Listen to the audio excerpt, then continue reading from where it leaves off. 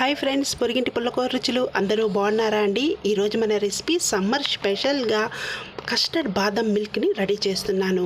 ముందుగా ఒక 1/2 లీటర్ పాలను తీసుకొని బాగా మరగబెట్టి చల్లారనివ్వాలి. తర్వాత ఒక 5-6 టీ స్పూన్ల పంచదారని యాడ్ చేసుకోవాలి. ఆ తర్వాత 1 టీ స్పూన్ కస్టర్డ్ పౌడర్ని యాడ్ చేసుకోవాలి. ఇది హోమ్ మేడ్ కస్టర్డ్ పౌడర్ అండి. ఈ వీడియో ఎవరు చూడకపోతే మన ఛానల్లో ఉంది, ఒకసారి చూడండి.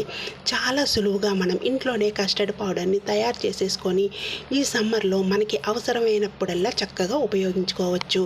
ఇప్పుడు 1 టీ స్పూన్ ఇలాచీ పౌడర్, అలాగే 1 టీ స్పూన్ వెనిలా ఎసెన్స్ని కూడా యాడ్ చేయాలి. ఈ బాదం మిల్క్లో వెనిలా ఎసెన్స్ వేయటం వల్ల మంచి టేస్ట్ వస్తుంది, ఫ్లేవర్ చాలా బాగుంటుంది.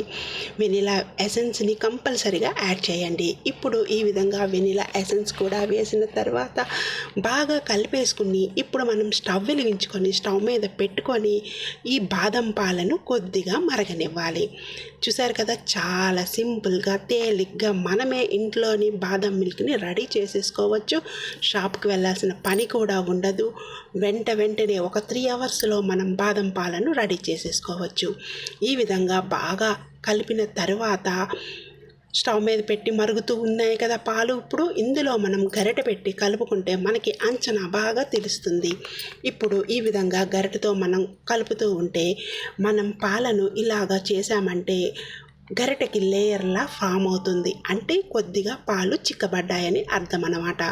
ఈ విధంగా ఎక్కువసేపు మరగనిచ్చామంటే మరి గట్టిగా పేస్ట్ అయిపోతుంది. కాబట్టి పాలు క్వాంటిటీ చూసుకొని ఈ విధంగా లేయర్లా ఫామ్ అవగానే స్టవ్ ఆపేసుకొని ఒక 5 నిమిషాల పాటు మరగనిచ్చే సరిపోతుంది. స్టవ్ ఆపేసుకొని ఫ్రిడ్జ్లో పెట్టి 3 అవర్స్ పాటు అలాగే ఉంచేసుకోవాలి. ఇప్పుడు మనం బాదం పప్పుని ఒక 1 అవర్ ముందు నానబెట్టుకుంటే సరిపోతుంది.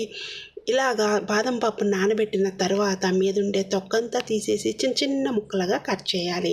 మనకి వెంటనే బాదం పప్పు తొక్క రావాలంటే వెన్నీటిలో వేసామంటే చక్కగా ఊడొచ్చేస్తుంది. ఒక 3 అవర్స్ పాటు తర్వాత ఇప్పుడు మనం ఈ బాదం మిల్క్ని తీసి సర్వింగ్ గ్లాస్లో వేసుకొని ఇంకా జీడిపప్పు, బాదం పప్పు, కిస్మిస్, ఏ డ్రై ఫ్రూట్స్తోనైనా సరే మనం గార్నిష్ చేసుకొని సర్వ్ చేసేసుకోవడమే.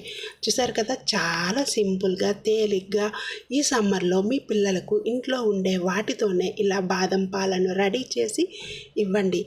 చాలా టేస్టీగా ఉంటుంది, హెల్దీ కూడా. చూసారు కదా, మీకు నచ్చింది కదా. ఇప్పుడు మీకు నచ్చినట్టయితే ఒకసారి ట్రై చేయండి. Please like, share, subscribe my channel. Thank you.